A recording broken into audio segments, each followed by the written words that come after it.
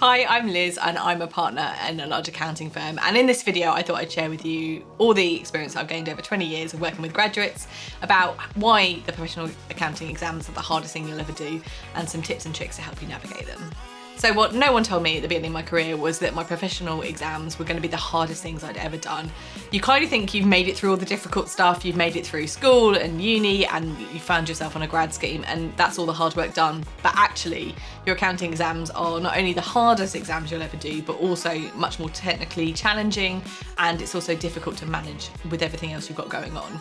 So when you're at school or at uni, you may have a part-time job or whatever, but studying is your main focus, and everyone kind of understands that. And the problem is once you get onto a graduate scheme or you're working in a large firm, your exams are something you need to do alongside your day job, which is really challenging and time consuming. So trying to balance the competing demands of studying and also working is really difficult. And depending on what firm you work for and what your training contract says, you may find after a certain amount of exam failures that actually your contract's terminated. So it's that added level of pressure that you've never had before.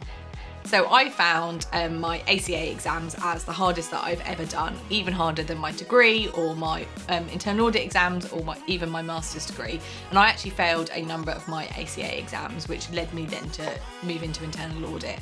So I understand what that means, and I was someone who was always like a good scholar, got A's at school, did well at university, but I found professional exams really challenging. But one of the main reasons I found them so difficult was just the competing demands on my time. You're in your early 20s, you've left home potentially, you're trying to study as well as work, as well as have a life. And actually many of my friends weren't studying for those exams, so they didn't really understand like the pressures that you needed to kind of apply and all the time you needed to dedicate when you're already quite tired from working full time and everything else you're trying to fit into your life. The second thing that's tough is there's expectations of those people that you're working with that you will just pass them.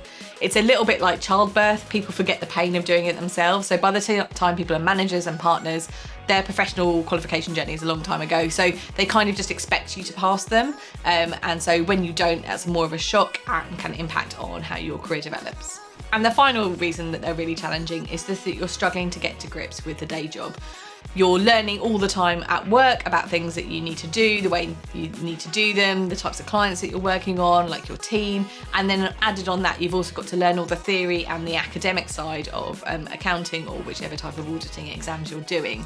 So it's like a double whammy of you're just taking on information all the time and your brain needs time to process that. So we're going to talk through some tips about how you can manage your study time to make sure that you're making that as effective as it can be. So the first thing you can do is find out your why.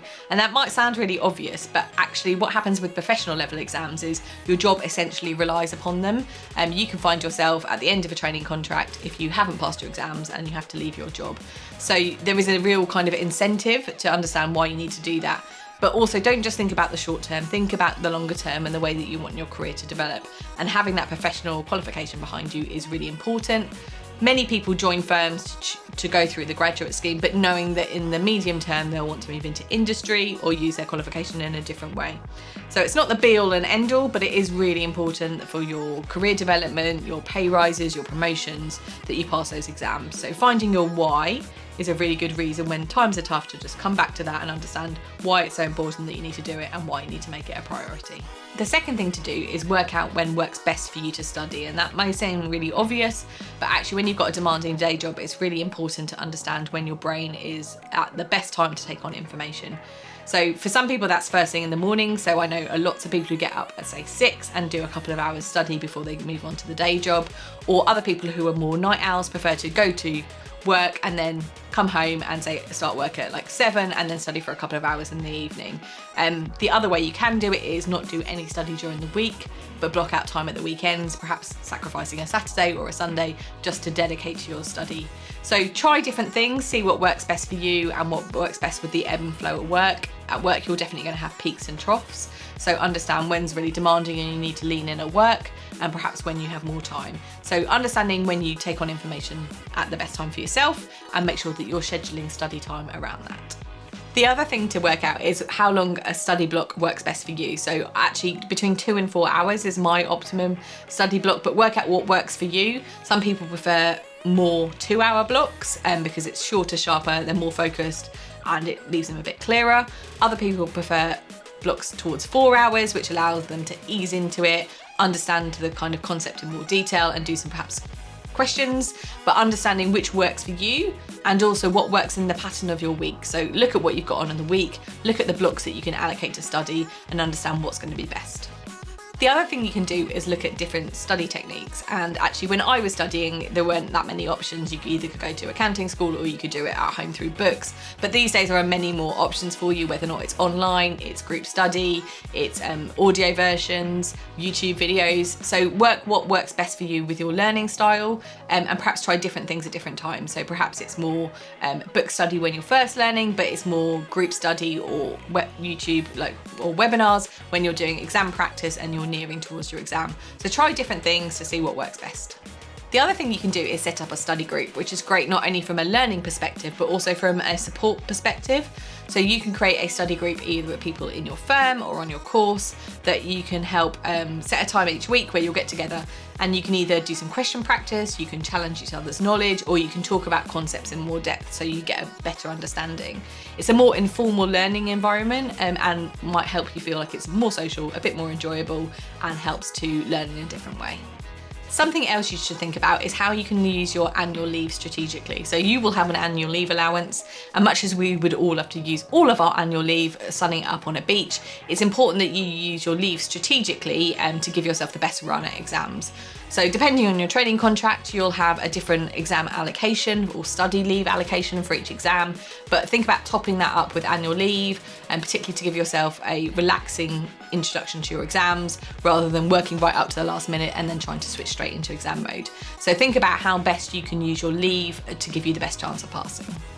The next area to think about is enjoying the process, and that might sound weird because who would enjoy studying accounting, but it's important that you build in rewards or breaks that are going to give you some enjoyment. So whether or not that's studying somewhere where you enjoy, like a public library or at a coffee shop so you can have your favourite coffee, but trying to build in micro rewards for the studying process is as important. I do know some people who reward themselves each time they pass an exam, but in some ways passing the exam is a reward in itself. So setting up little things that you can do throughout your study process to make it more enjoyable is really going to help. I know it can be really challenging to also manage the day job and to manage your studies, but in essence, that's part of being grown up, is to help manage competing priorities, particularly when both are really important to your career development. Of course, you need to pass your professional exams, but you also need to do well in your job and also be a valued team member. So trying to manage those competing priorities will help you as you advance throughout the firm. If you find yourself feeling overwhelmed by the challenge of the exams and everything else you've got to do, first thing you absolutely should do is speak to your manager, or if you have one in your firm, an exam training manager. They will help you navigate some of the challenges and also perhaps share some tips with you or put you in contact with people who can support you. Although there is a kind of a time frame around when you need to do your exams, there is flexibility. So making sure that you're accessing the support you need in the firm is really important, and voicing your concerns. As a partner, I'm always more impressed when people come forward before they've sat their exams and said they've got challenges. And very often after the event, there's nothing we can do. But if we know far enough in advance, we can really help and support you. So it's really important that you're honest if you're facing challenges and accessing what you need. And finally, remember this is a marathon, not a sprint. It's probably going to take you 2 to 4 years to pass all of your accounting exams. So it's really important that you manage your energy levels and don't burn out. It can feel really overwhelming at the beginning when you're trying to learn a new job, learn your team and take on your accounting exams. So what I recommend is that you focus on passing those early exams and working out some structures and processes that help you to study more effectively and efficiently, but also enjoy the journey when you're doing it. It's going to sustain you in the longer run, but also make sure that you don't end up resenting having to study for the exams and making it something that's like a bit of a punishment for you. I always say that passing your professional exams is a bit like learning to drive. It's a real pain when you're doing it, but then after that it's taken for granted. You never have to think about it again and really helps your day-to-day life. In reality, progressing within a firm or generally within the industry, you are going to need those professional qualifications. Depending where you are and what type of contract you're on, there's usually quite a nice qualification pay rise, which is something to really look forward to, and perhaps earmark that for something lovely, be it a holiday or something you want to treat yourself to, so that you've got that recognition of when you finally get through all your exams, it's done and you can move on. I'd love to hear what you found as the biggest challenges of studying for your accounting exams, or if there was anything that took you by surprise when you joined a firm and the expectations around study. I'm Liz, and this is my channel Simplification, where we give you the tips, tricks and hacks to help you navigate your career.